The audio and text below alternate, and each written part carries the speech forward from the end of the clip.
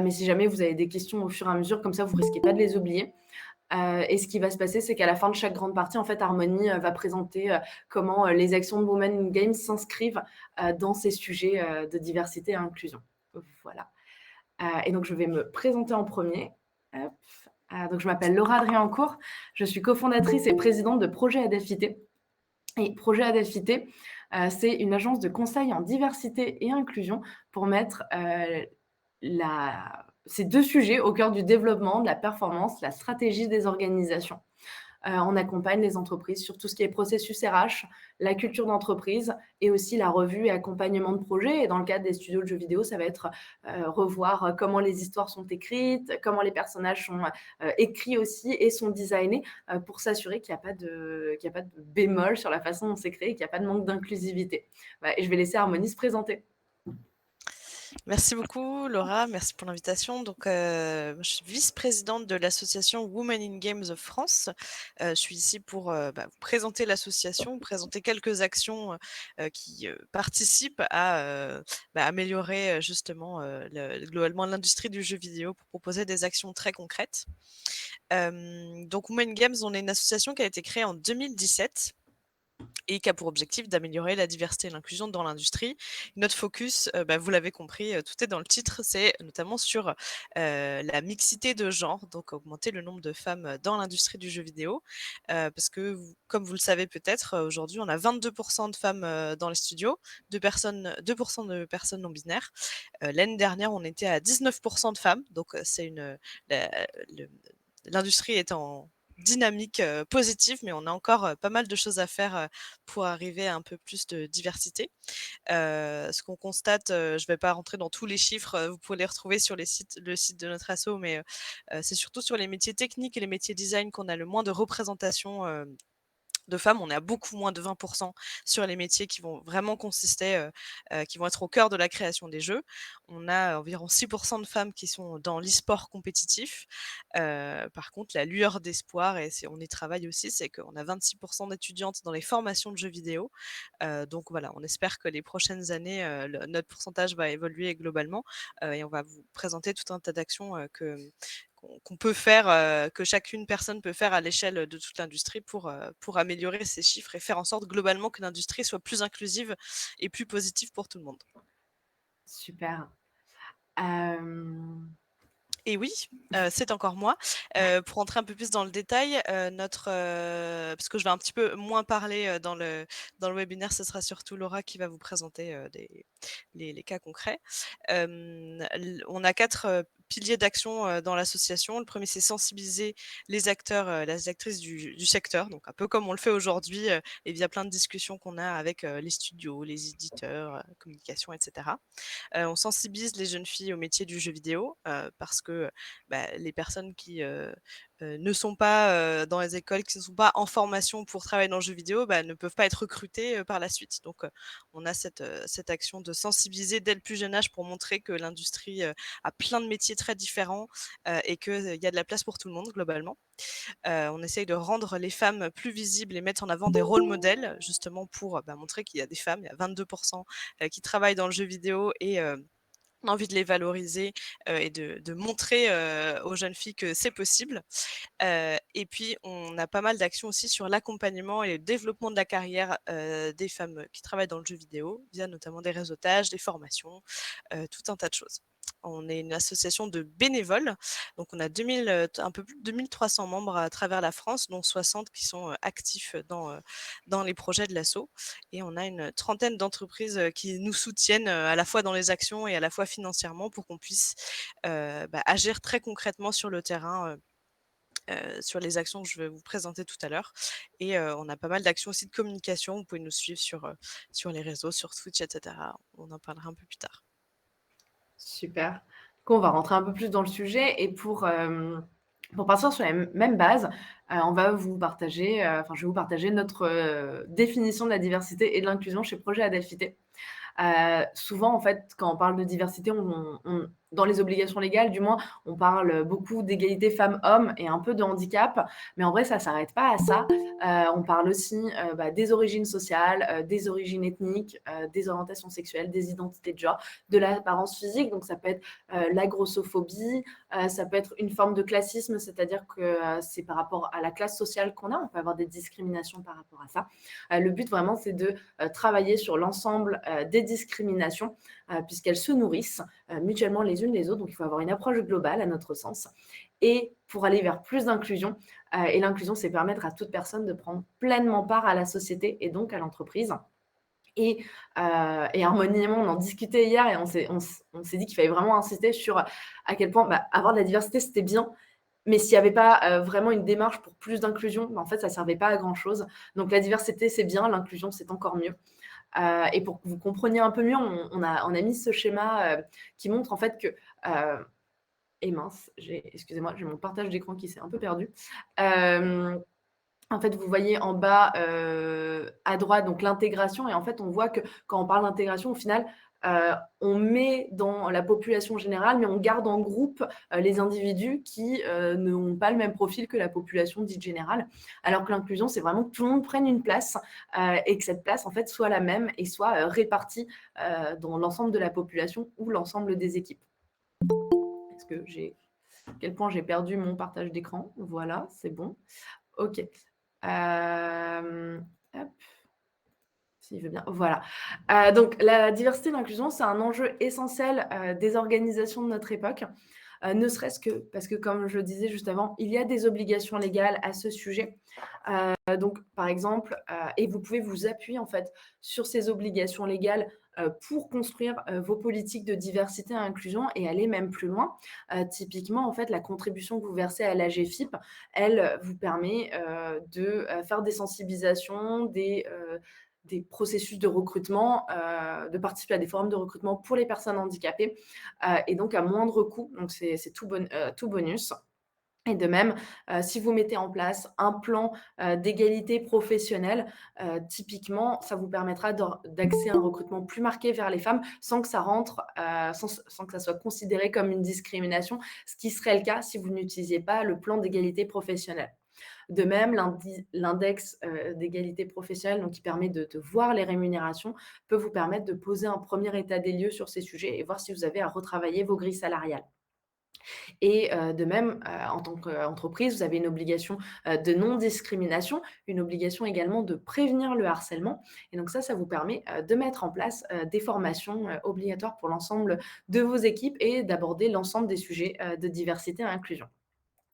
Plus généralement, mettre en place une politique de diversité et inclusion, ça vous permet de valoriser vos collaborateuristes dans leur individualité, et donc que leur entre guillemets «différence» ne soit plus vue comme un fardeau et que vraiment on se sente pouvoir appartenir à l'entreprise.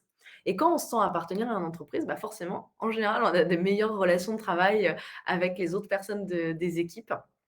Et en fait, il y a plein d'études qui montrent que quand on a des bonnes relations avec ses collègues et aussi qu'on a des amis proches, en fait, on est moins susceptible de quitter l'entreprise. Donc ça rentre dans la fidélisation des collaborateuristes dont on parlera plus en détail après. Et forcément, on a de meilleures relations, les gens sont contents d'être là, donc ça va améliorer les prises de décision, ça va améliorer la productivité, et lorsqu'on a des profils différents, en fait, on voit que ça augmente les capacités d'innovation, et dans un secteur comme celui du jeu vidéo, je pense que c'est dans tous les secteurs, c'est important, mais dans le secteur du jeu vidéo, ça l'est particulièrement.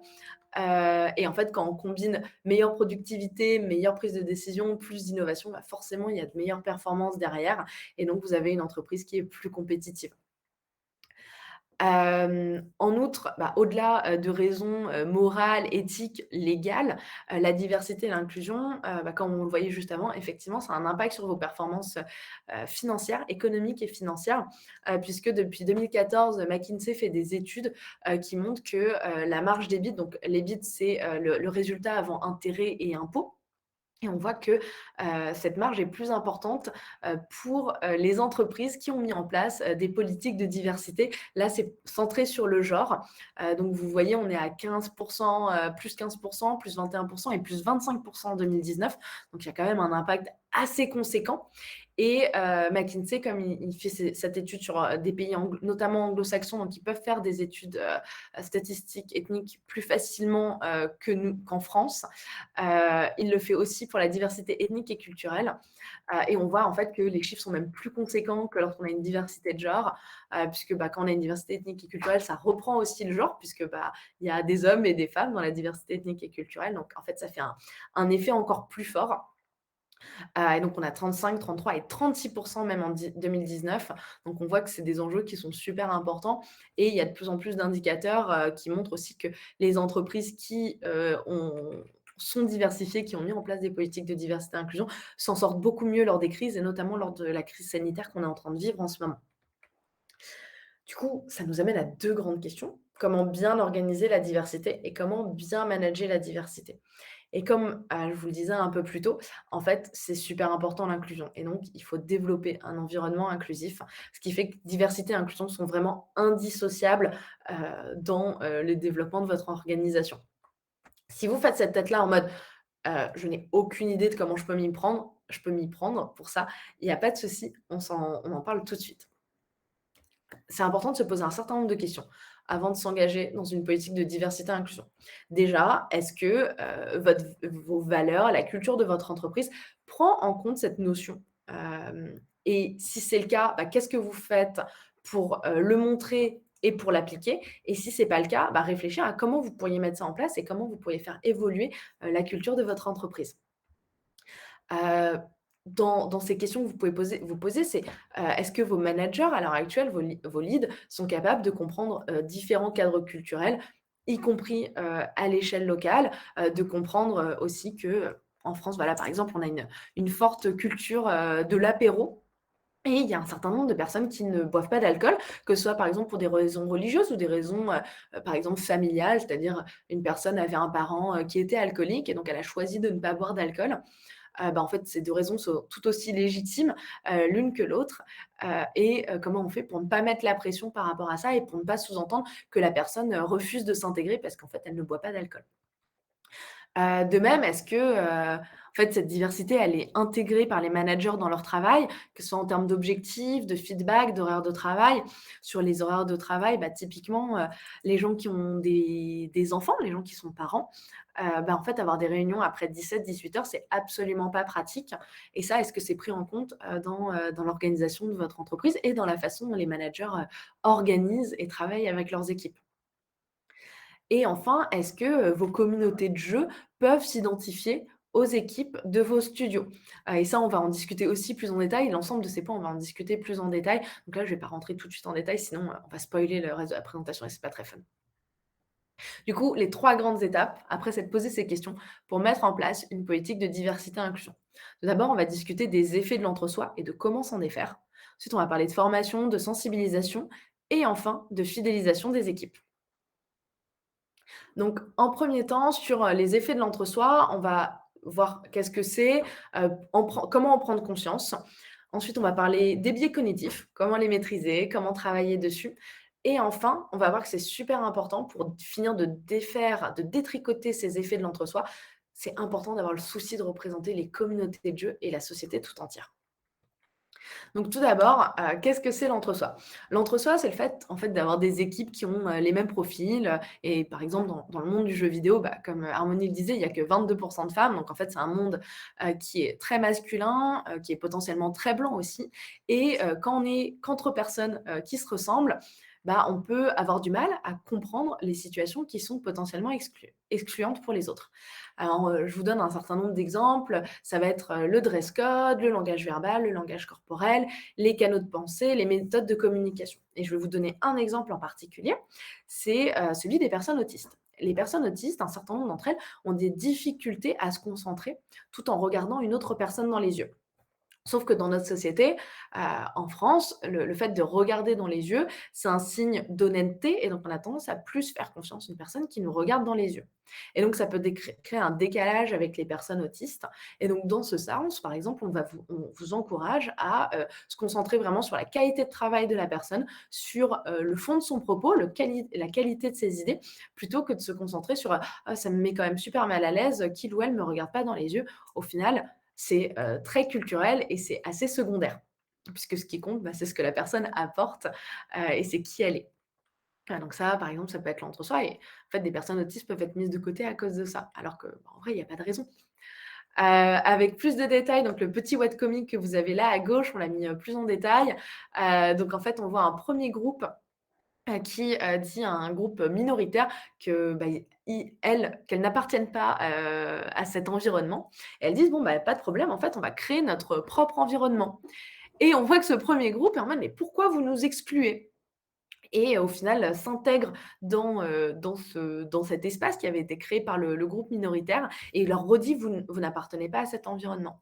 Et en fait, ce webcomic, permet de montrer en quoi c'est important d'avoir des groupes de femmes et que ces groupes de femmes, en fait, ou de femmes et ou de minorités, je pense par exemple, il y a outre, Women in Games, il y a aussi Afro Gamers, dans le monde du jeu vidéo. En fait, ces groupes se sont formés, en réponse à un entre-soi qui est masculin, qui est blanc et face aux discriminations que cet entre-soi générait. Donc c'est pour ça que c'est super important, d'avoir, des groupes, des associations, des collectifs tels que Women in Games, dans, les différentes industries. On va parler un peu des biais cognitifs, ça y est, on y arrive. Alors, déjà en préambule, c'est important de savoir que tout le monde a des biais cognitifs. Les biais cognitifs, ça vient, de la période de la préhistoire où en fait, il fallait réagir, super rapidement à des situations de danger et aussi, pouvoir identifier très rapidement si une personne appartenait à notre tribu ou pas. Et enfin, si elle appartenait à une tribu amie, à la nôtre ou à une tribu ennemie et donc pour pouvoir se protéger et survivre. Et au final, ces biais cognitifs, ils se sont transmis. En fait, ça nous permet d'analyser très rapidement des situations complexes.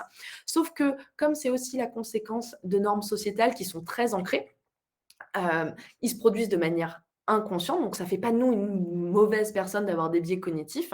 Par contre, ce qui compte, c'est comment on va y réagir et en fait, du coup, c'est ancré dans notre quotidien puisque c'est la conséquence de ces normes sociétales, et donc ça peut, entraîner des discriminations, des micro-agressions.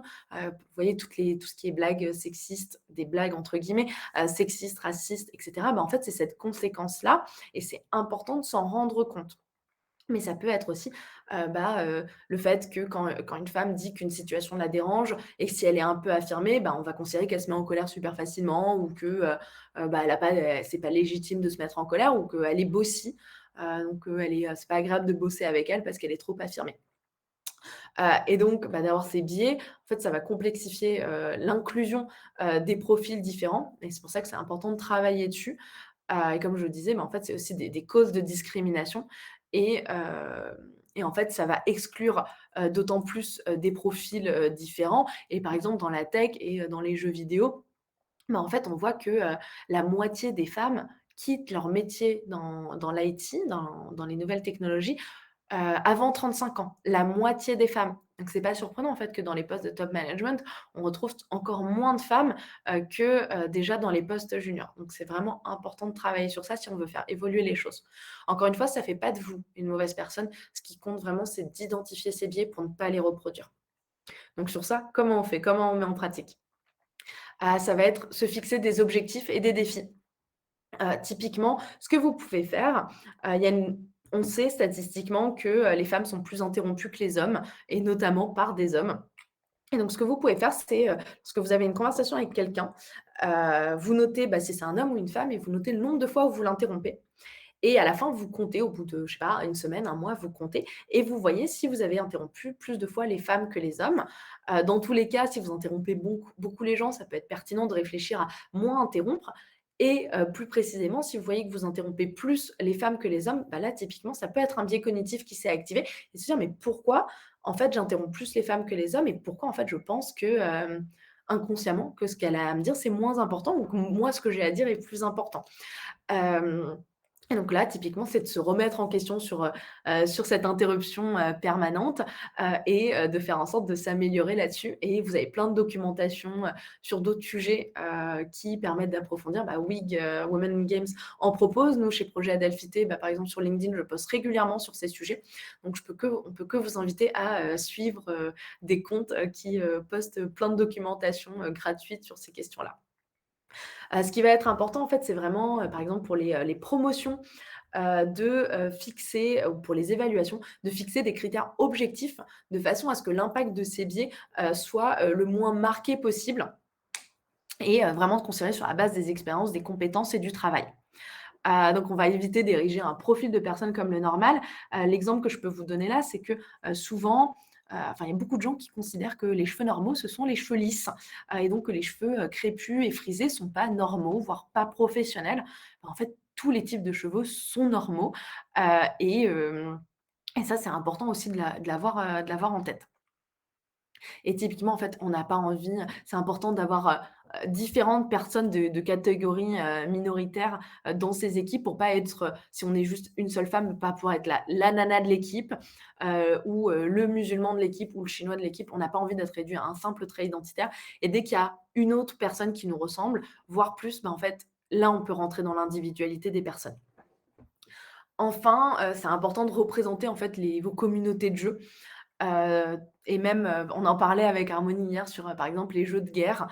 Il y a des studios qui disent: «Bah, je vais pas représenter des femmes parce que, c'est pas, ma communauté». Bah, en fait, typiquement, ça vous permettrait d'élargir aussi vos communautés de jeu et donc, bah, à terme, d'améliorer aussi votre chiffre d'affaires. Donc ça peut être intéressant et sachant qu'en plus les joueurs et les joueuses sont plus vont probablement plus être fidèles, à un studio lorsqu'ils ils et elles se sentent représentés lorsque les messages véhiculés les atteignent et lorsque le marketing les cible et en fait, ça, c'est plus simple de le faire quand, en fait, les équipes représentent, les communautés de jeu tout simplement parce qu'on va pouvoir, créer un message, une histoire qui va parler à tout le monde. Et enfin, pour marquer à quel point c'est important, bah, vous voyez, il y a 48 de femmes, enfin dans l'ensemble des joueurs et des joueuses, les femmes représentent 48. Donc on est quand même, quasiment à égalité à ce sujet.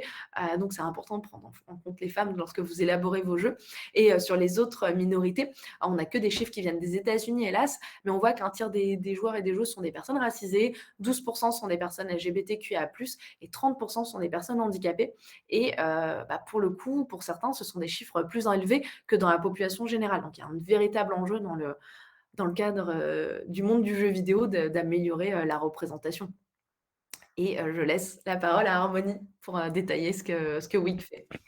Oui, tout à fait, tu en parlais tout à l'heure, sur la documentation. Donc, chez WIG, on a créé le guide qui s'appelle tout simplement, «Diversité et inclusion dans les entreprises du jeu vidéo», qui est un guide, pratique avec, plein de conseils, qui seront repris notamment dans ce webinaire, mais voilà, sur tout au long du parcours, de votre entreprise, du parcours des salariés. Comment est-ce que vous pouvez, faire en sorte qu'ils soient, inclus et avoir des pratiques globalement, managériales plus inclusives.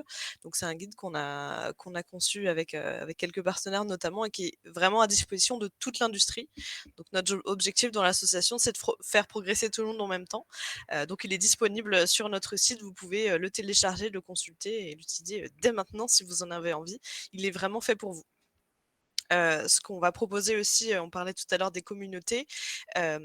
Dans l'association, on a un Discord qui est vraiment à nouveau ouvert à tout le monde, où on a plus de 2 500 membres, où il y a plein de canaux, très différents, qui vont participer à voilà, les personnes peuvent poser leurs questions sur, soit leur portfolio, soit les métiers du jeu vidéo, soit sur une situation en particulier. On va vraiment, favoriser l'entraide et le networking, et chez Women Games, notre credo, c'est vraiment la mixité. Donc, c'est un groupe qui est ouvert, à tous les genres, vraiment ouvert à tout le monde parce qu'on pense que, voilà, on va pas pouvoir, changer l'industrie du jeu vidéo, sans les hommes puisque de toute façon, ils représentent la majorité des effectifs. Donc, on a vraiment envie de travailler ensemble et à nouveau, tout le monde peut rejoindre le Discord pour participer aux discussions, répondre, faire des commentaires, proposer des ressources et cetera. Heu et enfin, tu parlais tout à l'heure, Laura, de la question de la représentation. On n'a pas le temps d'en parler longuement ici parce que c'est pas vraiment le sujet de la discussion, mais je pense, vous le savez aussi, on a des gros progrès à faire aussi sur, les représentations, les personnages, éviter de tomber dans les stéréotypes de certains personnages et faire en sorte de créer des histoires, des mondes, des personnages qui puissent, représenter un peu le monde dans lequel on vit et représenter tout type de personnes. Et on a lancé en février avec l'association, le projet, Gender Swap.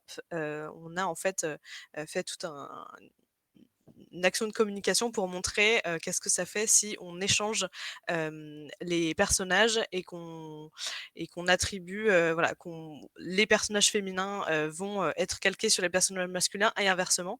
Et on va remarquer qu'évidemment les personnages féminins sont très souvent, sexualisés avec des postures, souvent qui n'ont, aucun rapport avec ce qu'elles sont en train de faire, par exemple dans des jeux de combat. Pareil, sur, les vêtements. On a voulu mettre en valeur, le fait que les personnages féminins et masculins sont vraiment créés et traités différemment et sont surtout, stéréotypés. Et à nouveau, c'est quelque chose que vous pourrez retrouver sur le site. Et ce qu'on a voulu, dire avec cette action, c'est que en fait, on se retrouve avec ce genre de représentation un peu stéréotypée, parce que c'est un sujet qui a pas été réfléchi en amont, dans la création du jeu et en partie parce qu'on a peu de femmes dans les studios. Le chiffre qu'on utilise souvent, c'est qu'à partir de 30 de présence d'une minorité dans une équipe, ces personnes vont oser, exprimer leur point de vue et on va vraiment pouvoir avoir des actions, sur l'inclusion.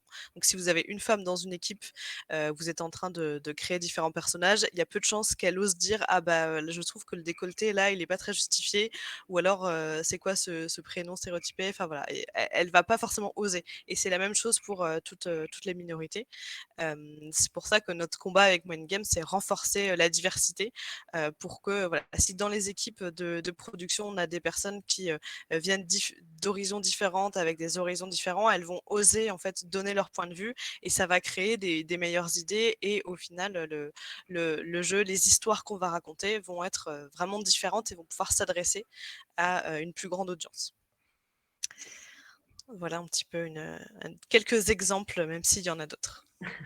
Super. Et d'ailleurs, ça me fait penser quand tu parles de personnages stéréotypés et de gender swap, il y a une vidéo, sur YouTube où en fait la démarche de Catwoman dans l'un des jeux Batman, est appliquée à Batman et on voit à quel point en fait c'est extrêmement sexualisé et Exactement. même Ouais, ré c'est ça qu'on a fait.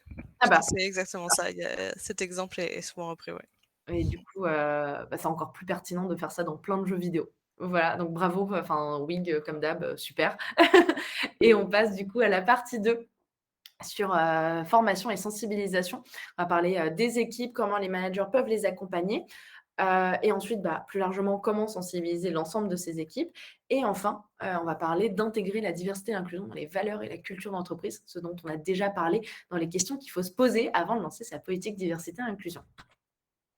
Donc, l'accompagnement par les managers. Les managers, c'est important qu'ils prennent en compte la singularité des collaboratrices. On a déjà parlé un peu, par exemple sur les horaires des parents, mais ça peut être, donc sur le fait de ne pas faire de réunion après 17-18 heures pour que les parents puissent être, sereins, par rapport à récupérer leurs enfants, à l'école. Mais, ça peut être aussi, par exemple, pour les personnes, qui sont handicapées, de faire en sorte d'adapter leur environnement de travail.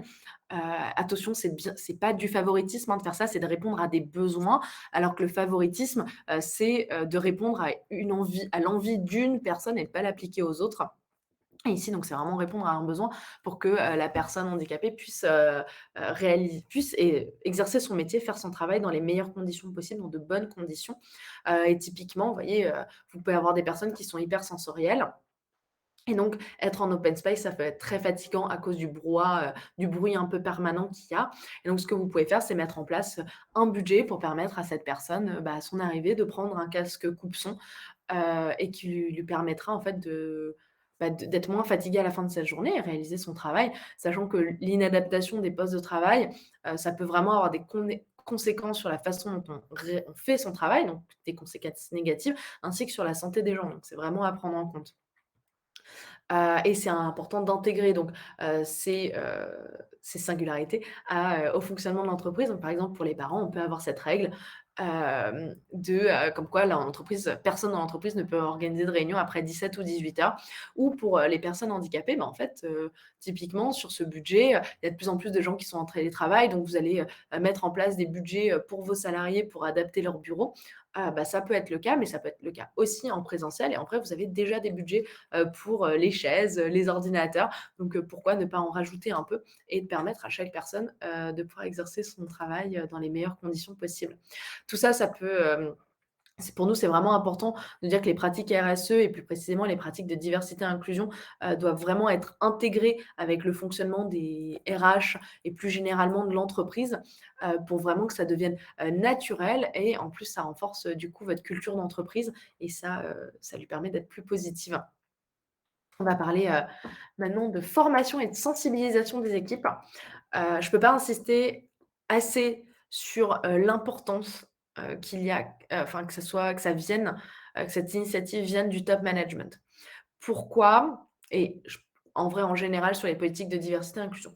Pourquoi? Parce que, si ça vient pas du top management et si le top management ne montre pas l'exemple, le middle management et plus généralement les salariés, ils vont se dire: «Mais pourquoi moi je vais me prendre la tête avec ça?» alors qu'eux-mêmes, le top management, ils disent qu'il faut faire ça, mais ils le font absolument pas dans les faits. Donc ça, c'est important, vraiment que le top management prenne à bras-le-corps, ces sujets et s'engage, de manière active, sur ces questions et montre l'exemple. Après, ça peut aussi passer par, donner des objectifs aux managers et aux équipes de recrutement. Au début de la présentation, on parlait, des obligations légales et notamment du plan, d'égalité professionnelle.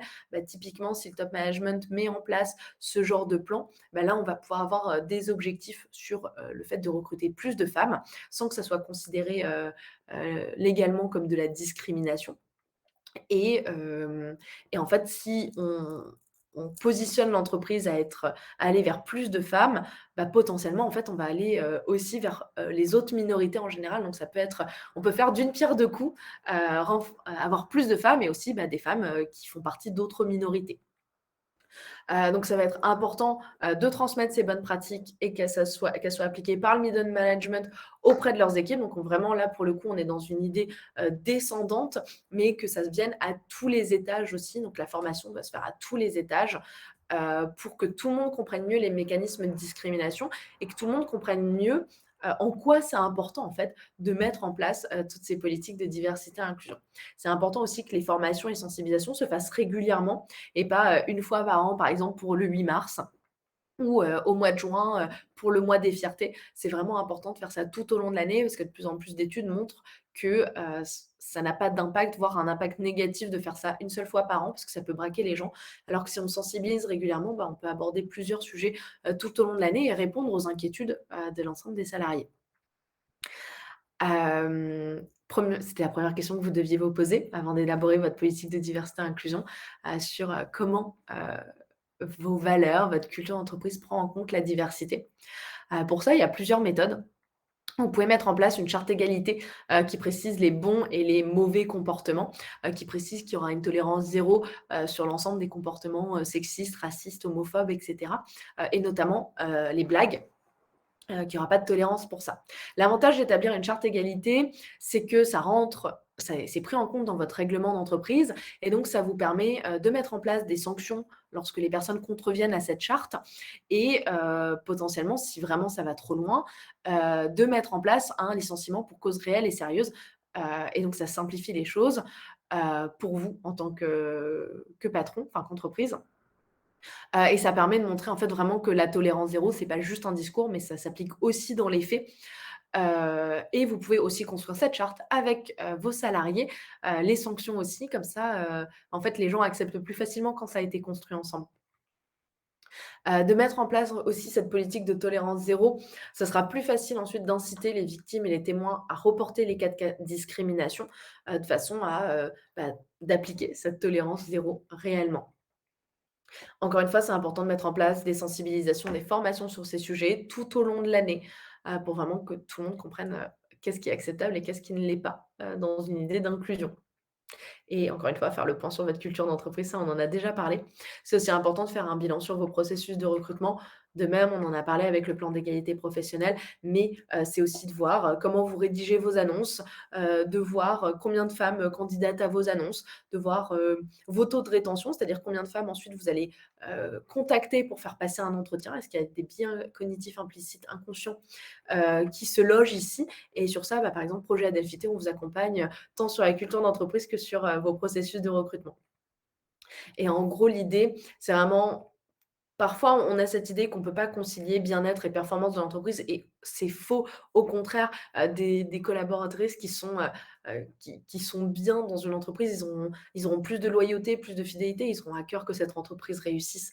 Donc c'est que du positif en fait et le but, ça va être d'éviter cette segmentation par groupe d'individus. Donc on va éviter de faire juste de l'intégration, mais on va vraiment pousser et faire de l'inclusion en fait, pour que tout le monde prenne sa place et que, ces particularités en fait, elles soient pas si importantes que ça, que juste en fait on est une personne humaine et on a tous des traits de personnalité différents et que ça rentre, au même niveau que les traits de personnalité.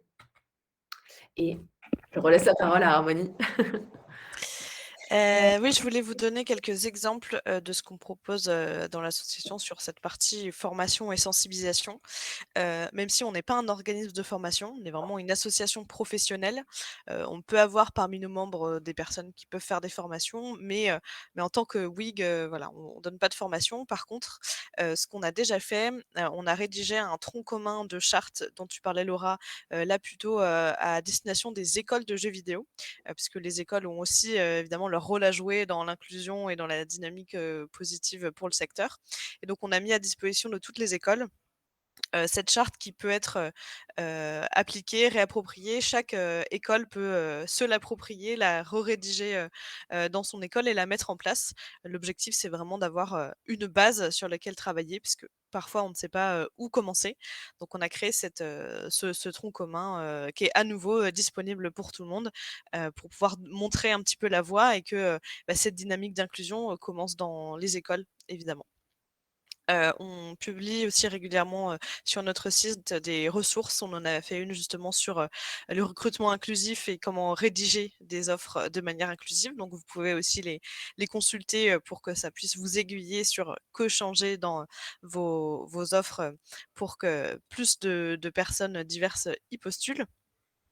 Hem On fait des interventions dans les écoles, dans des médiathèques, dans des entreprises, sur demande, donc un peu, là comme aujourd'hui pour présenter nos actions et montrer, l'importance de ce qu'on fait pour le secteur. C'est quelque chose qu'on fait plutôt sur demande en fonction, voilà, des relations qu'on a avec les personnes qui demandent, les partenaires, les écoles et cetera. Mais dès qu'on peut, on va volontiers, auprès de toute personne qui demande pour, voilà, montrer un petit peu l'intérêt de la mixité et comment est-ce qu'on peut avancer ensemble. Notre objectif, d'ailleurs je l'ai pas dit au début, mais ce qu'on aime dire chez Women Games, c'est que l'objectif, c'est que notre association n'existe plus, en fait. On n'a pas vocation à être là, encore, dans 20 ou 30 ans. On veut vraiment que toutes les actions que nous on fait, eh ben, elles soient, prises vraiment à bras-le-corps par l'industrie et que, finalement, l'industrie se les approprie et soit vraiment inclusive sans qu'on ait besoin d'être là. Mais comme il faut bien commencer quelque part et montrer la voie, voilà, on vous propose tout ça. Et avec, nos équipes, nos entreprises, partenaires, on va proposer aussi des actions, en fonction de leurs enjeux. Donc par exemple, les équipes recrutement d'Ubisoft, à un moment, il y a quelques années, ont voulu proposer un événement de coaching, sur CV et les candidatures, pour les personnes qui soit ont envie de rentrer dans l'industrie, qui sont en reconversion professionnelle, qui sont en études, ou juste qui ont envie de changer de poste et c'est une journée, où on a vraiment du coaching individuel pour, voilà, renforcer la confiance, de ces personnes, leur dire qu'elles peuvent faire, leur montrer un petit peu, ce qu'on attend, un peu décrypter les offres, de poste, comment bien se présenter, qu'est-ce qui est attendu dans l'industrie quand on fait son portfolio, quand on fait son CV, ce genre de choses. Et c'est quelque chose qu'on peut faire aussi avec d'autres entreprises, voilà, s'il y a l'envie et le temps, l'asso est à dispo pour, vous aider à construire ça, pour que, in fine, voilà, dans quelques années, les femmes qu'on a coachées, soient vraiment dans les studios, fassent carrière et puis y restent parce que c'est tout l'enjeu, de l'inclusion. Je réagis aussi par rapport à ce que tu disais tout à l'heure sur, notamment les lignes d'écoute et pouvoir, ouvrir la parole. Je l'ai pas mis dans la présentation, mais je vous le partage ici si ça vous intéresse. Il y a une ligne, d'écoute, psychologique et juridique qui est mise en place, pour le secteur culturel, donc y compris, le jeu vidéo, qui est vraiment à disposition de toutes les entreprises et toutes les personnes qui en ont besoin, qui a été communiquée, il y a pas très longtemps. Donc je vous la mets, dans le chat et peut-être que je la rajouterai, à la présentation si on l'envoie avec le replay, je ne sais pas encore. Mais voilà, ça s'appelle Audience et vous pouvez vraiment l'utiliser, la mettre à disposition de vos équipes si vous n'avez pas encore en interne, mis en place, et c'est souvent ça prend un petit peu de temps. Voilà, en tout cas, il y a ça qui est disponible, dès maintenant. C'est un super ajout pour, clôturer cette, 2e partie et on va pouvoir passer à la troisième et dernière partie sur, la fidélisation des collaboratrices. On va parler avantages, mise en pratique et aussi les points d'attention par les managers. Les avantages, bah, tout simplement, en fait, quand les gens sont bien dans son entreprise, quand ils se sentent, inclus, ils et elles vont, moins probablement partir, chez la concurrence et notamment dans le secteur technologique, ces derniers mois, on a parlé de guerre des talents, bah, en fait, le monde du jeu vidéo n'a pas évité cette situation et se retrouve aussi dans ce cas. Donc c'est super important, de s'assurer qu'en fait vos collaborateurs et collaboratrices se sentent bien chez vous. Et donc forcément, bah, si les gens ne partent pas chez la concurrence, vous allez réduire le turnover.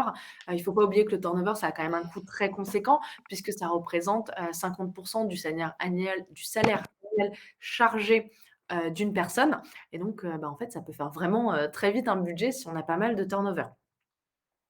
Et en quoi ça va augmenter la satisfaction alors de la clientèle des communautés de jeux vidéo?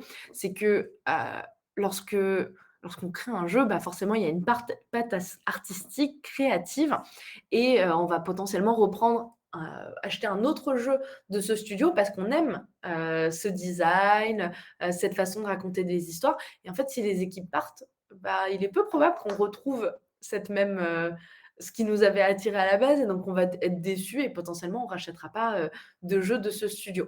Donc voilà, typiquement, ça a quand même beaucoup d'avantages pour vous et donc c'est très important de travailler là-dessus.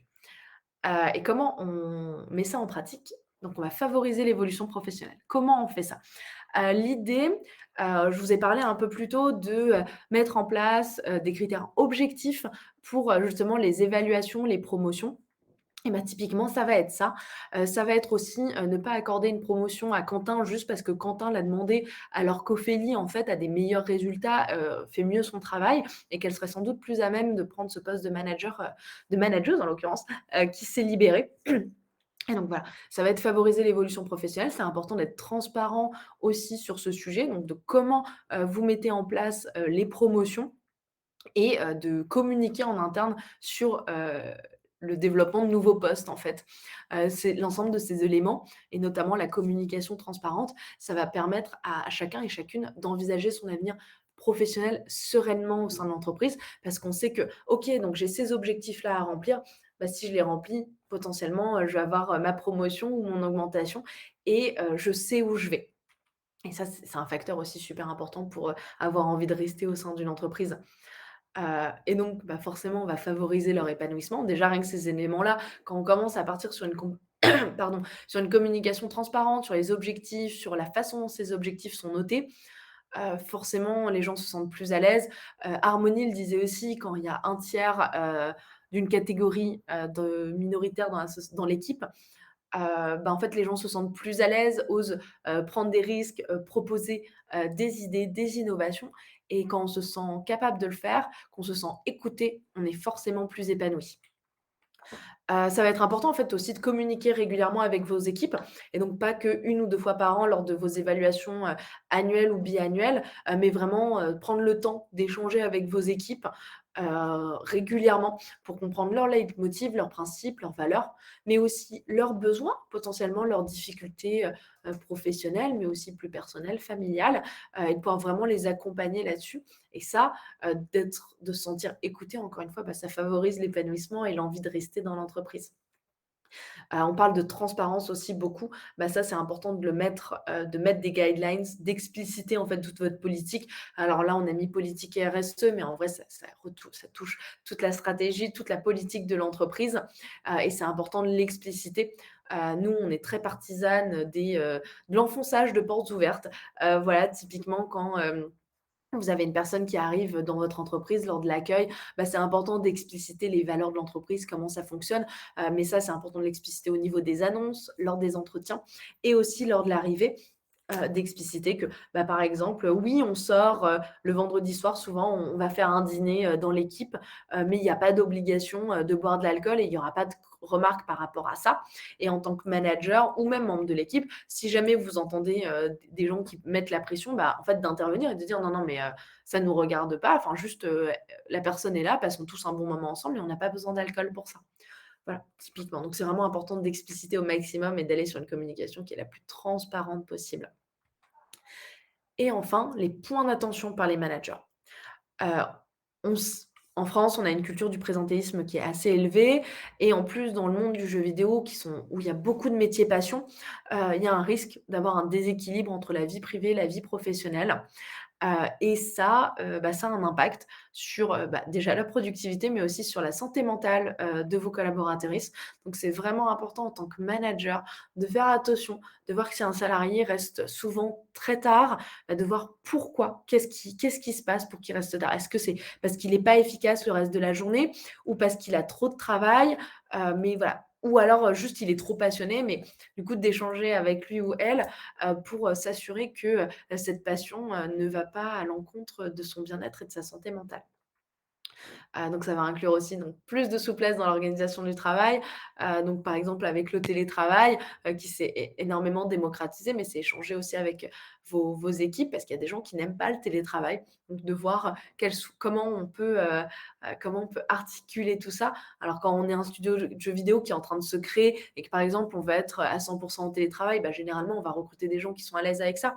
Mais pour des studios qui existent, des organisations qui existent déjà depuis plusieurs années, en fait, on va avoir plus de diversité dans les préférences. Donc, c'est important d'ouvrir cette, souplesse dans l'organisation du travail et la meilleure manière de décider ce qui est le mieux pour les équipes, c'est d'en parler avec elles. Parce qu'elles savent ce dont elles ont envie.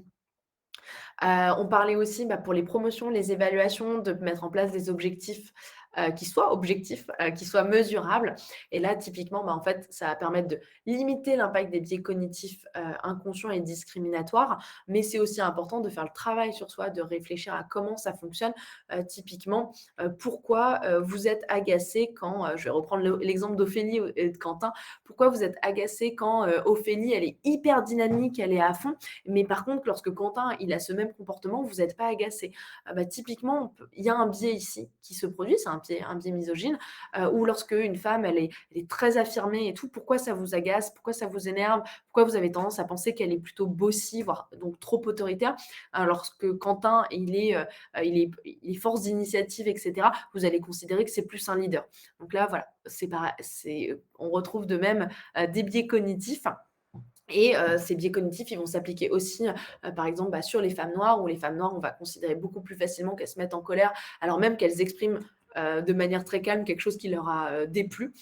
Donc et là, typiquement, c'est aussi un biais cognitif. Donc travailler sur ça et vraiment, en mettant en place des critères objectifs pour reconnaître le travail des gens, ça va vraiment limiter l'impact de ces biais cognitifs. Vous voyez si les gens se sentent appartenir à l'entreprise, si ils et elles ont des amis, plus ou moins proches dans l'entreprise. Est-ce qu'ils et elles viennent aux événements organisés par l'entreprise? S'il n'y a pas de venue, pas de présence, de façon très régulière, peut-être de discuter avec la personne. Est-ce que les événements qu'on organise ne te conviennent pas? Que ça soit en termes de thème, en termes d'horaire. Donc vraiment échanger avec les gens. On ne pourra jamais insister assez sur l'importance de la communication. Évidemment et ça, c'est même la base, donc on finit presque par ça, c'est une rémunération équitable. Alors ça s'applique sur bien payer ses salariés, mais aussi s'assurer qu'on ne paye pas plus les hommes que les femmes à travail équivalent, donc travailler sur ça. On parlait de l'index, égalité femmes-hommes, l'index d'égalité professionnelle, ça vous permet aussi de poser une base, et de voir, si vous avez des rémunérations équitables. Une bonne façon aussi d'améliorer les choses, c'est de faire en sorte que vos grilles salariales déjà existent et ensuite soient transparentes et accessibles à l'ensemble des équipes. Comme ça, tout le monde peut comparer et voir, si, il rentre bien dans la bonne grille. et aussi regarder les relations avec les N+1, les N+2, les autres collaboratrices. Si tout le monde s'entend bien, alors ça ne veut pas dire qu'on est obligé de s'apprécier, mais est-ce qu'on est capable de travailler en bonne intelligence, en bonne entente? Bah ça, c'est important pour que les gens restent. Notamment, on sait que les gens ont moins de risques de partir d'une entreprise s'ils ont une bonne entente avec leurs collègues, et notamment qu'ils ont au moins un ou une amie proche dans l'ensemble de leurs collègues. Voilà, et je vais les redonner encore une fois la parole à Harmonie pour, les actions de WIG. Sur la partie, d bah, fidélisation, on va dire visibilisation, dans l'industrie développement de carrière aussi, on propose pas mal de choses, que vous pouvez suivre qui sont voilà, faites par l'asso. Il y en a certaines que, bah, on peut reprendre en tant qu'entreprise, et faire la même chose, d'autres qu'on fait, à nouveau pour toute l'industrie. Donc on fait vraiment attention à valoriser, les femmes du jeu vidéo qui travaillent, déjà dans l'industrie, et de leur proposer, de participer à des interventions par exemple. Puisque souvent ce qu'on va remarquer dans les univers, qui sont très masculins, c'est que quand on va organiser un festival, des tables rondes, des conférences et cetera, on va souvent faire appel à notre réseau qui est majoritairement masculin parce que voilà, ce sont nos amis, c'est les personnes qu'on connaît souvent.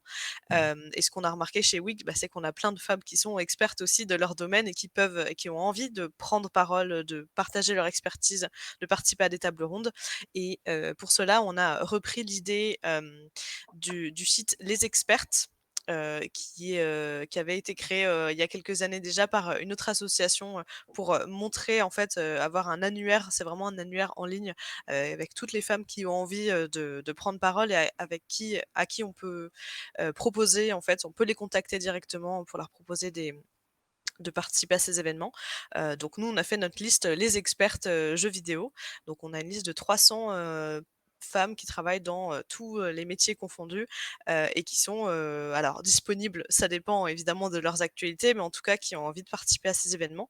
Hem Et on reçoit aussi très régulièrement des demandes de la part, bah, de festivals, d'événements, de médiathèques, d'entreprises, d'écoles et cetera, qui veulent avoir, des panels, mixtes, qui veulent éviter d'avoir que des hommes qui prennent la parole.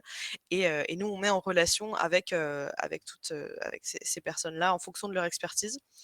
Donc c'est aussi à utiliser, si vous organisez, voilà, des événements en interne ou en externe. Vous pouvez regarder, filtrer par département, par expertise. Vous pouvez aussi, relayer cette liste à vos collaboratrices parce qu'on n'en a jamais assez. On a vraiment envie de montrer que toutes les expertises sont représentées et que la liste, soit la plus longue possible pour que, voilà, il y ait aussi des journalistes, qui contactent directement les personnes.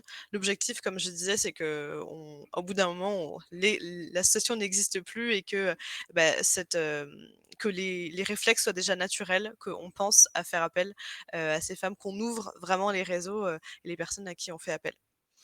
On a aussi une émission, mensuelle qui s'appelle Press Start. Chaque mois, on met en avant une personne du jeu vidéo à laquelle on va poser des questions sur sa carrière, son métier. L'objectif, c'est vraiment d'aller voir en détail, voilà, qu'est-ce qui la motive, quels sont ses projets, d'inspirer aussi, de montrer que tous les types de carrières sont possibles. On n'est pas obligé de faire, une école de jeux vidéo, d'entrer, dans un studio et de faire notre carrière dedans. On a plein de profils qui sont, en freelance, qui viennent pas du jeu vidéo à la base. Donc voilà, c'est un peu des sources d'inspiration. Cette année, on va relancer notre programme de mentoring. Donc ça, c'est quelque chose que vous pouvez tout à fait faire dans votre entreprise, créer des duos, pour, mentorer et coacher les juniors, qui viennent d'arriver dans l'industrie et qui ont besoin un petit peu d'avoir les clés, sur tout ce qui est pas forcément dit, quelles sont les habitudes, quels sont les événements auxquels il faut participer, les personnes à connaître dans l'entreprise, ce genre de choses, ces informations qui sont parfois informelles. Bah, nous, on va proposer un programme de mentoring, bah, pour toute l'industrie où on va, voilà, faire des appels à volontaires, qu'on vous relaiera aussi. Vous verrez les communications, sur les réseaux.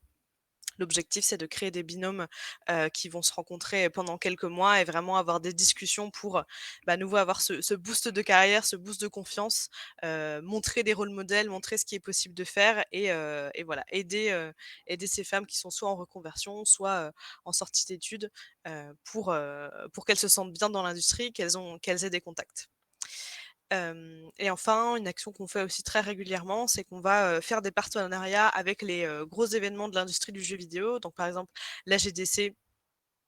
Côté français, on a aussi Addon, Gamecamp, on a le Defcom, côté Europe. On va s'associer avec ces événements pour avoir des billets gratuits pour un nombre limité de nos membres, pour qu'elles puissent y participer. Puisque très souvent, la participation à ces événements, évidemment, est payante et assez chère. Et ce sont des événements qui sont vraiment très importants, pour, notamment les compétences métiers, puisqu'il y a plein de conférences qui vont vraiment être, très techniques et qui favorisent, voilà, l'ouverture, l'apprentissage et cetera. Et puis ce sont des événements de réseautage et on sait que surtout dans le jeu vidéo, on il y a la carrière se joue aussi, sur les événements de réseautage. Si on connaît les bonnes personnes, au bon moment, peut-être que ça va nous donner un boost de carrière et la personne va penser à nous. Et donc chaque année, on a 5 places, qu'on ouvre aussi au volontariat. On fait un tri en fonction, voilà, des profils qu'on a et on essaie d'en faire bénéficier les personnes qui en ont le plus besoin. Donc là, cette année, on va envoyer 5 personnes à la GDC qui, a lieu, là très prochainement.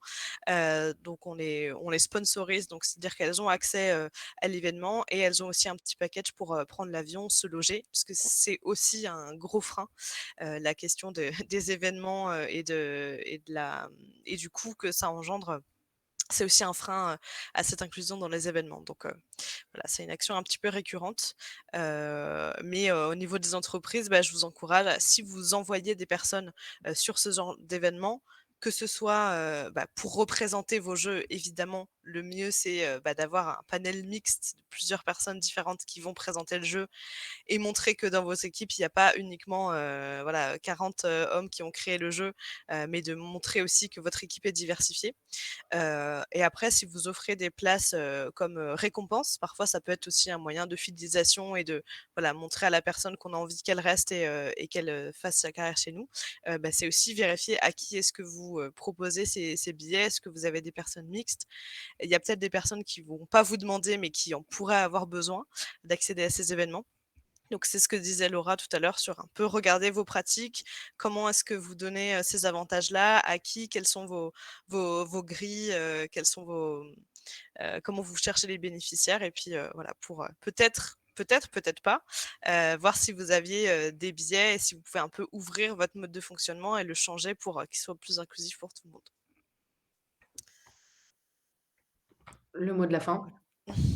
Hem, En conclusion, on va vraiment insister sur le fait qu'il ne peut pas y avoir de diversité sans inclusion, parce que si vous avez juste de la diversité, mais pas d'inclusion, en fait, vous allez avoir beaucoup de turnover sur les femmes et les minorités.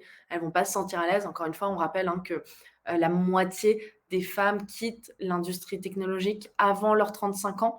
Donc c'est vraiment, au tout début des postes de management. Ou du moins des postes de management très importants. Donc il y a vraiment un énorme travail à faire de la part de tout le monde et c'est en s'y mettant tous et toutes ensemble qu'on va vraiment pouvoir progresser, vers plus d'inclusion et voilà le manque de représentation, manque de représentativité, c'est pas impossible d'y remédier. C'est pas un combat perdu d'avance et c'est au contraire, c'est quelque chose dont on doit s'emparer et pour le replacer vraiment dans l'actualité et aussi dans l'environnement, le dernier rapport du GIEC indique qu'il ne peut pas y avoir de transition écologique sans justice sociale, donc sans diversité et inclusion, donc c'est d'autant plus important que tout le monde s'empare de ce sujet. Est-ce que tu veux rajouter quelques mots, Harmonie, pour conclure? Écoute, non, je trouve que c'était assez complet. Il y a juste les slides de contact. Moi je dirais, si vous avez envie d'en Là. savoir plus sur les actions. Voilà, je te laisse, faire cette partie. Donc ça, c'est mon contact. Je vous invite à faire une capture d'écran. Vous pouvez aussi m'ajouter sur LinkedIn. Comme je disais, je poste très régulièrement. Je poste en moyenne 3 fois par semaine, sur les questions de diversité et inclusion. Donc ça vous permet aussi d'élargir votre culture sur ces sujets et évidemment, vous pouvez aussi, contacter Harmonie, sur ses contacts Women in Games et suivre l'association sur leur réseau. Ouais. Tout à fait, vous pouvez me contacter directement ou l'adresse, contact@womengames.org. Il y a peut-être d'autres personnes, d'autres membres du conseil d'administration qui répondront. Voilà, on a très envie d'entrer en contact avec, toutes les personnes qui participent au secteur du jeu vidéo. On est à disposition pour, vous donner plus d'infos sur ce qu'on fait et voir si, il y a des opportunités, pour, vous aider à développer votre politique, proposer des événements, des communications, ce genre de choses, on est vraiment là pour ça. Donc n'hésitez pas et merci, d'avoir été là avec nous et pour votre attention et si vous avez des questions, c'est le moment. C'est ça. Juste pour finir, donc projet Adafité, on est sur Instagram et LinkedIn. On a un site internet donc, et on peut vous accompagner donc sur vos missions de conseil, enfin pour vous conseiller, vous accompagner dans, votre développement de politique et de diversité et inclusion. Et Harmonie Women in Game, vous êtes sur quels réseaux sociaux à l'heure actuelle? Alors on est sur, Twitter, LinkedIn, Twitch et Facebook. Voilà, donc n'hésitez pas à suivre tous ces réseaux et effectivement, on va passer à vos questions. Hop. Alors, il y avait des commentaires, donc n'hésitez pas, soit vous levez la main, vous ouvrez votre micro, soit vous mettez dans le chat, et on va lire le chat entre temps. Alors Solène nous dit que ses attentes sont sur, le fait qu'elle va faire une formation à l'inclusion et à la diversité de l'équipe en milieu professionnel de l'université de Laval à Québec à distance. C'est une thématique qui lui tient vraiment à cœur et elle aimerait savoir comment aborder ce sujet avec futures employeuses et employeurs, prospects, clients ou clients, comment devenir le point de contact pour ces questions au sein de l'entreprise. Il y a beaucoup de sujets en même temps. Hem, je pense que quand il s'agit de futurs employeurs, déjà, c'est de regarder sur leur site. Est-ce qu'ils ont, ils l'ont mis en avant? Regarder comment, quelle est la diversité des équipes et en fait, il ne faut pas hésiter à en parler en entretien. Demander: «Qu'est-ce que vous faites en ce sujet?» parce que, les chiffres donnent ça et personnellement, j'ai envie de rejoindre une équipe, une entreprise, une équipe qui a à cœur de prendre ces sujets. Voilà et en fait, une fois que vous êtes au sein de l'entreprise, rapprochez-vous des RH ou du département diversité et inclusion s'il existe, ou du département RSE, ça dépend des entreprises, pour en discuter et voir ce que vous pouvez faire. Harmonie, tu veux rajouter, un complément?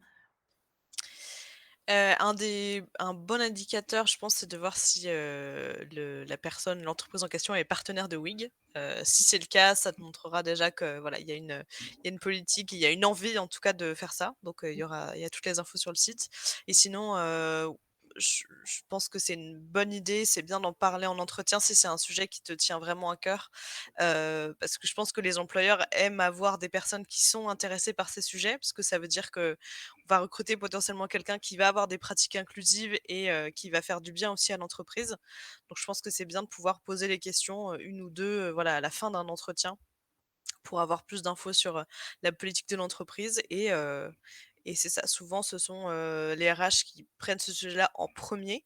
Après il y a de plus en plus de contacts au sein des projets, surtout sur la question des représentations, tu as souvent une personne qui va être, un peu le point de contact, sur la question des représentations et des gens inclusifs.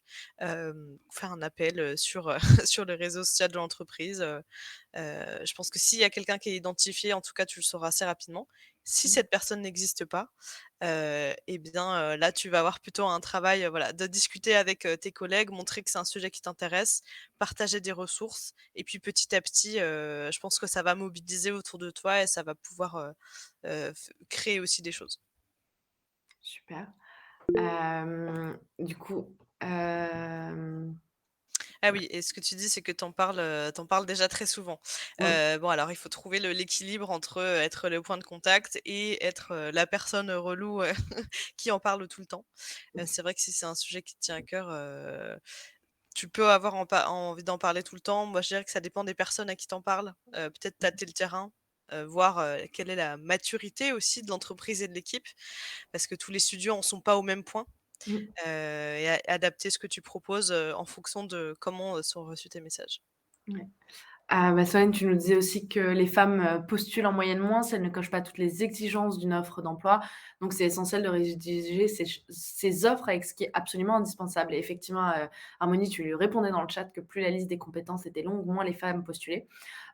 Effectivement, nous, c'est vrai que lorsqu'on accompagne, sur des missions de recrutement, lorsqu'on retravaille sur les annonces, on va vraiment demander c'est quoi les compétences, clés sans lesquelles, en fait, on ne peut pas faire ce travail.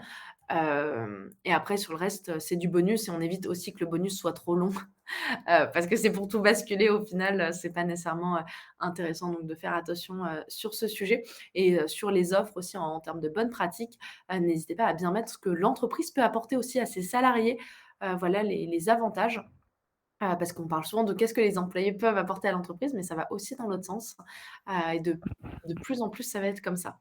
Oui, et je dirais sur les avantages, les tickets resto et le remboursement, des transports, ce n'est pas un avantage puisque c'est une obligation légale, toutes les entreprises le font. Oui, totalement.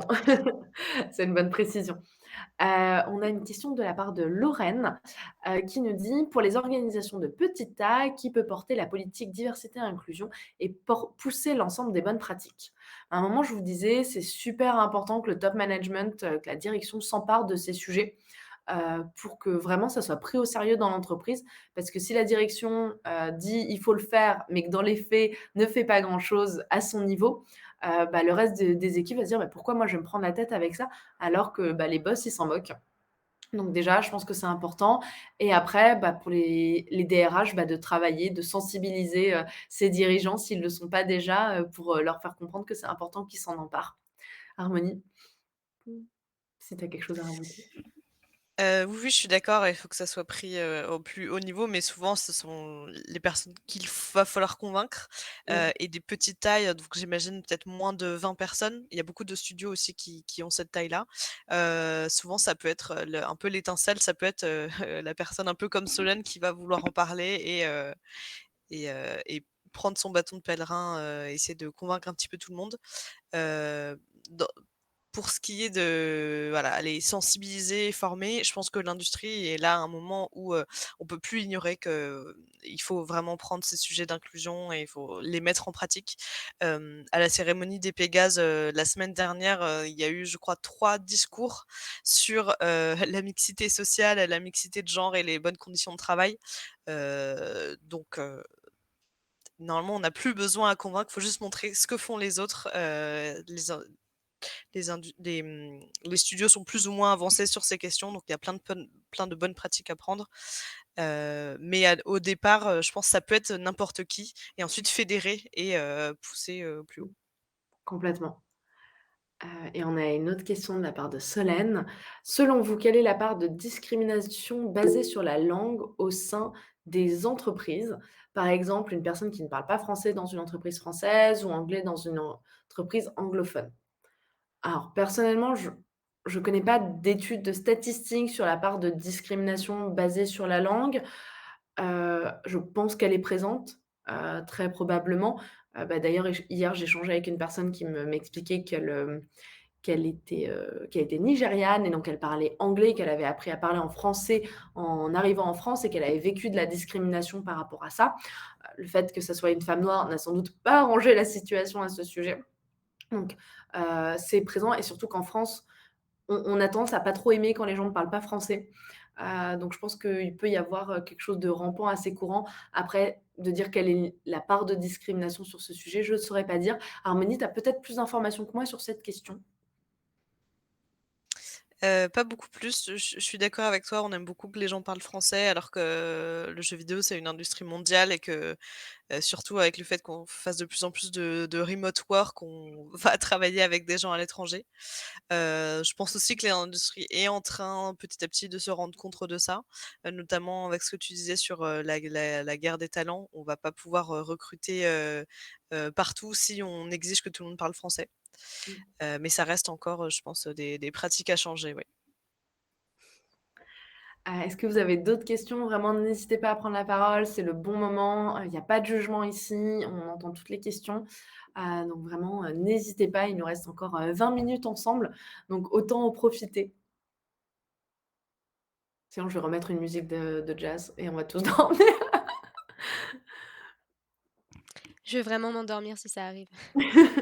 Est-ce que tu as des questions, toi, Claire, ou des questions qui t'ont été remontées par les studios que vous accompagnez?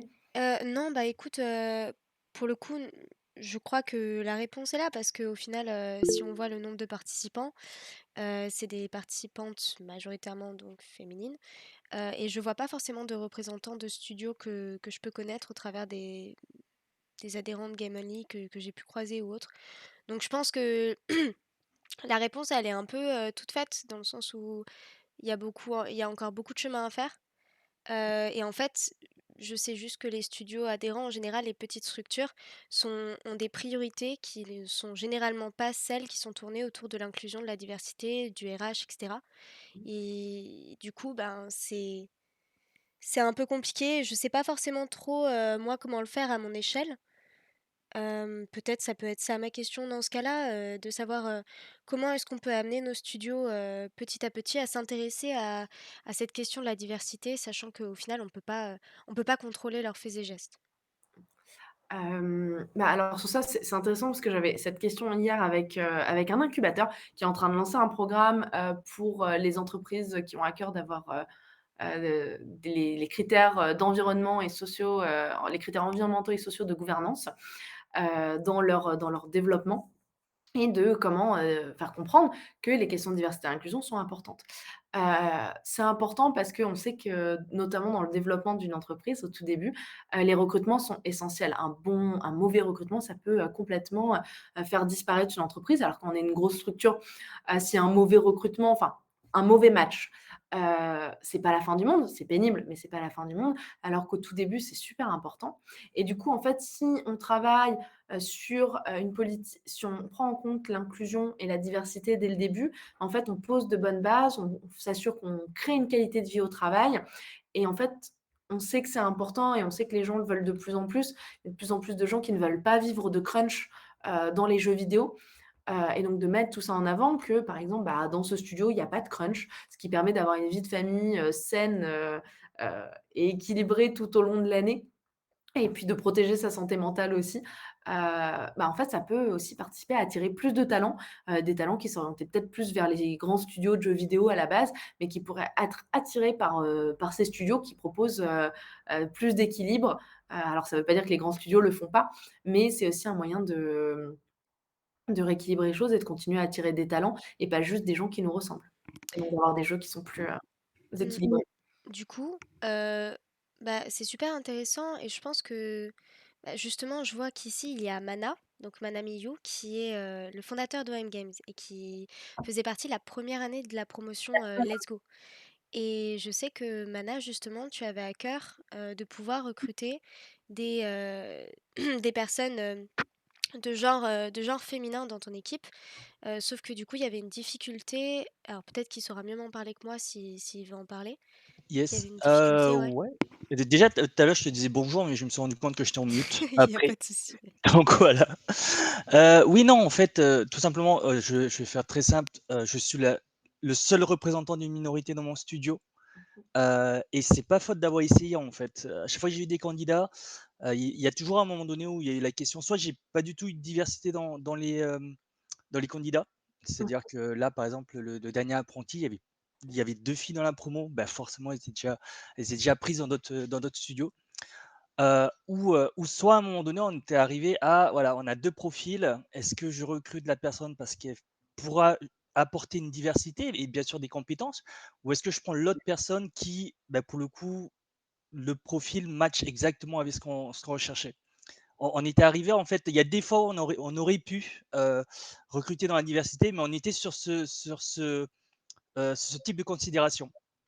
Heu, donc c'est arrivé une ou 2 fois, et du coup, on a pris quand même l'autre personne qui était pas dans la diversité, et une autre fois où, pareil, je voulais le faire et puis là, j'ai discuté, c'est toujours pareil dans le cadre de recrutement d'un apprenti.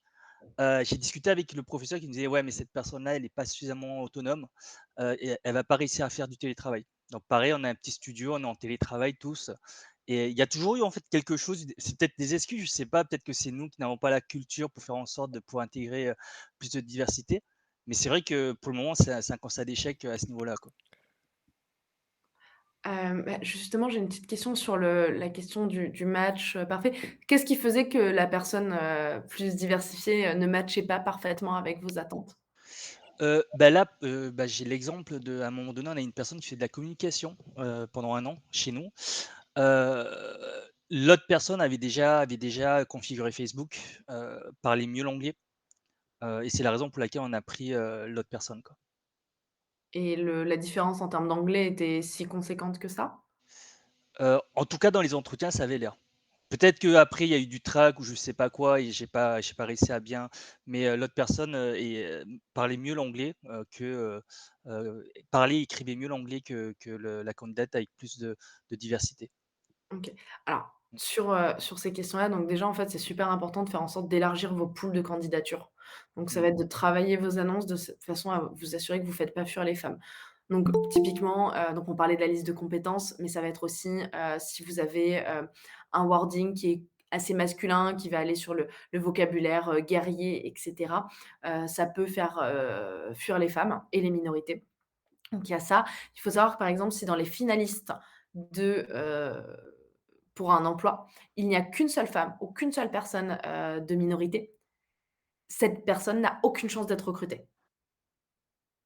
Littéralement 0 chance. Enfin, il y a une étude qui avait été sortie, alors que dès qu'il y en a 2 dans le processus, en fait, elle cesse d'être considérée comme une altérité et là, en fait, les chances passent à enfin, elle a 76 de chances en plus d'être, embauchée, ce qui est quand même super conséquent.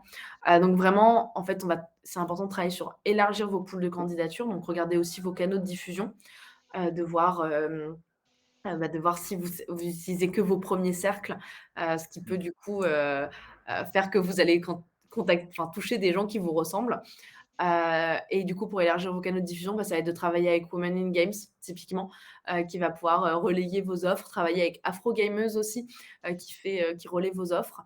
Et déjà en élargissant vos pools de candidatures, bah, mettons vous avez, 3 personnes, 3-4 personnes en finale. Bah, si vous avez 2 femmes ou 2 personnes issues de la minorité d'une minorité, bah, en fait, normalement, vous allez plus facilement recruter, des personnes plus diversifiées.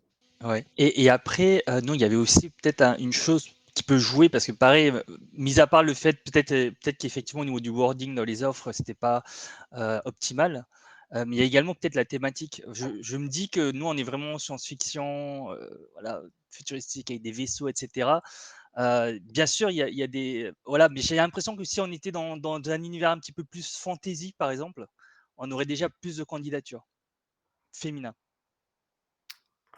Harmonie, tu veux enfin, J'ai peur que ce soit mal, tu as plus de vision entendu que ce que moi. je viens de dire. Non, non, mais je comprends, alors je pourrais pas te dire, où s'il y a plus de femmes dans les studios qui font des jeux, qui sont historiquement plus, vus comme masculins ou pas. Dans les joueuses en tout cas, elles ont à peu près les mêmes pratiques, que leurs homologues masculins. Mais c'est pas pareil de travailler que de jouer, sur un jeu.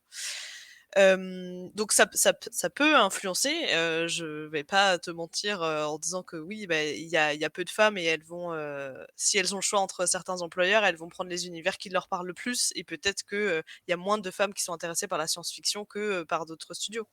C'est possible, je pourrais pas te dire exactement, s'il y a des chiffres ou pas. Donc, ce que je vois, c'est que, heu, tu même si tu as envie de recruter des femmes, il y a des choses qui sont pas de ton ressort. Ça, c'est sûr et c'est ça qui est frustrant, en fait, quand on est vraiment impliqué dans les sujets de diversité. C'est que, bah, comme j'ai dit tout à l'heure, si, les filles se projettent pas dans les métiers du jeu vidéo, bah, on va jamais les retrouver. Donc, c'est un travail vraiment de fond. Donc, là, peut-être que tu as eu peu de résultats, mais, si je t'encourage vraiment à continuer un peu les efforts, mettre en place, tous les petits détails dont on a parlé pour que finalement ça puisse, heu, porter ses fruits à un moment. Et je voudrais juste rebondir sur la question de l'apprentissage et sur le télétravail. Heu, ça c'est pas donné à tout le monde de savoir travailler en télétravail, tout de suite. Et si tu recrutes des alternants, enfin, faut aussi garder en tête qu'ils sont là pour apprendre. Et en Mmh. fait, de pas, mettre les attentes trop hautes parce que c'est quelqu'un qu'on doit accompagner justement. Et c'est Solène qui met dans le chat que, effectivement Ah, le j'ai pas vu. télétravail ça s'encadre, et de lâcher quelqu'un dans la nature, même s'il est alternant et qu'il a fait un bac+5, c'est vrai qu'il aura quand même besoin enfin les personnes auront besoin d'accompagnement. Donc il y a Ouais. cette Mmh. question des attentes aussi, et de l'encadrement. Alors, autant là, c'est notre deuxième apprenti. Le premier apprenti, il a eu un petit peu de mal. Au final, on s'en est rendu compte un petit peu après. Autant le nouvel apprenti, j'ai l'impression, en tout cas, qu'il est suffisamment encadré et que ça fonctionne bien. Après, je peux me tromper, hein, j'ai toujours une vision qui n'est pas forcément celle de la personne d'en face. Mais pour la deuxième personne, ça se passe très, très bien pour le coup. Donc, on est assez content. Mais pareil, au niveau justement quand on l'a recruté, on avait discuté avec justement son professeur principal, je ne sais pas si ça se dit comme ça à ce niveau-là, mais elle nous l'avait recommandé parce qu'elle savait que cette personne-là était en capacité justement à être en télétravail, à pouvoir suivre un petit peu, on lui avait expliqué un petit peu ce qu'on nous en attendait en termes de mission, etc. Et qu'elle pensait que c'était un bon candidat, quoi. C'est une des raisons pour laquelle on a recruté personne blanche masculine, encore une fois, par rapport à l'autre personne qui était cette fois pas féminin, mais d'une minorité ethnique et qui paraissait justement très bon sur le papier également, quoi. Après, ça peut être aussi de demander à la personne, en fait, la personne candidate, ce qu'elle est prête à faire, enfin d'expliquer comment vous travaillez pour l'intégrer pour la rendre opérationnelle sur la question du télétravail. Et comme disait Harmonie, ça s'apprend. Et en fait, si on donne pas la chance aux plus jeunes d'être formés aussi sur comment travailler en autonomie, en fait, il y a pas vu qu'on est dans un monde qui va de plus en plus vers le télétravail, comment ces jeunes vont faire pour trouver un emploi? Donc je pense que c'est aussi important et c'est notre responsabilité en tant qu'employeur de donner une chance en ce sens-là. Et oui, c'est challengeant, hein, de former quelqu'un à devenir autonome, mais en fait, l'autonomie, dans tous les cas, on doit la transmettre à nos alternants et alternantes. Et je le dis d'autant plus que chez Projet Adelphité, on a une alternante et qu'on est absolument en télétravail et que les premiers mois, oui, effectivement, ça me prenait facile 3-4 heures par semaine de l'accompagner. Et maintenant, en fait, elle est globalement extrêmement opérationnelle. On échange énormément par message et j'ai plus du tout besoin de passer autant de temps. Ouais, non, totalement. Ça dépend vraiment des personnes, des profils. Pour un petit peu rassurer les gens, j'avais une personne que je voulais recruter et la seule raison pour laquelle, elle a dit non, elle m'a dit: «Ouais, mais le télétravail, j'ai besoin d'être, dans un studio avec des personnes en physique parce que j'ai pas supporté là, Bah oui. les Et confinements». je comprends aussi, ouais. Et là, pour le coup, c'était une personne qui était, pas du tout de diversité, que je voulais recruter encore une fois parce que j'aimais bien le travail que Mmh. cette personne faisait, mais que j'ai pas recruté au final parce que le télétravail pour lui, c'était non, quoi. Mmh. Donc Mais ça ça arrive également Ouais. même dans des complètement. profils, on va dire, Oui. stéréotypés, de l'industrie du jeu vidéo, quoi. En tout cas, sur les pools de recrutement, je suis d'accord avec Laura, vraiment s'ouvrir, un Mmh. maximum. Nous, on relaie, à tous nos réseaux les offres d'emploi de nos entreprises partenaires, une ou plusieurs d'ailleurs. On peut faire des communications, pour tout notre réseau. On a aussi le Discord dont je vous parlais tout à l'heure qui est là ouvert à tout le monde et n'importe qui peut poster des offres de stage, d'alternance, de poste et cetera. Mmh. Ça s'auto-alimente. De même qu'il y a des personnes qui postent leur CV ou leur portfolio et donc tu peux tout à fait rejoindre le Discord et poster tes offres pour, ouvrir aussi, à d'autres types de personnes. Ça Ouais, c'est totalement faisable. je pense que la prochaine fois qu'il y aura une opportunité, on fera ça et puis, croiser les doigts. Faut que ça fonctionne cette fois. Mmh. Super. Mais c'est vrai, en conclusion, je dirais ne lâche rien parce que ça peut être frustrant au début, mais ça va finir par payer, donc continue. Et en plus, enfin, pour être honnête avec vous, ça s'ajoute aussi au fait que, étant donné qu'on a un studio indépendant qui est quand même relativement petit et dont on n'a pas encore fait des preuves, Ouais. parfois c'est aussi compliqué de recruter tout simplement. Donc, à ça ajouter en fait d'autres Mmh. aspects, on va dire, ça reste quand même un challenge en général, quoi. On comprend tout à fait. Mais comme dit Harmonie, voilà, faut rien lâcher et continuer à faire en sorte de faire avancer les choses. Mmh. OK, ça marche. Heu, Merci. de rien. Est-ce qu'il y a d'autres questions? Je pense qu'on peut prendre une dernière question.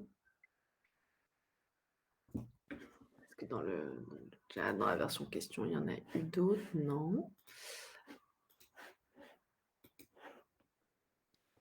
Non, pas de dernière question? Écoute, je pense que tout le monde Mmh. a faim. Oui, c'est ça. Donc, on va clôturer ça tranquillement. Merci beaucoup du coup à Game Only pour l'organisation et pour, la proposition d'organiser ce webinaire. Heu, Merci à vous. C'était super chouette. Il y aura le replay et on verra, du coup aussi pour, peut-être partager la présentation. On en discutera avec, Game Only et Harmonie, c'était un plaisir de travailler avec toi et j'espère qu'on aura l'occasion de le refaire. Mais merci beaucoup à vous 2 aussi et puis à bientôt. Merci à tout le monde. Très bonne journée, au revoir. Bonne journée, au revoir.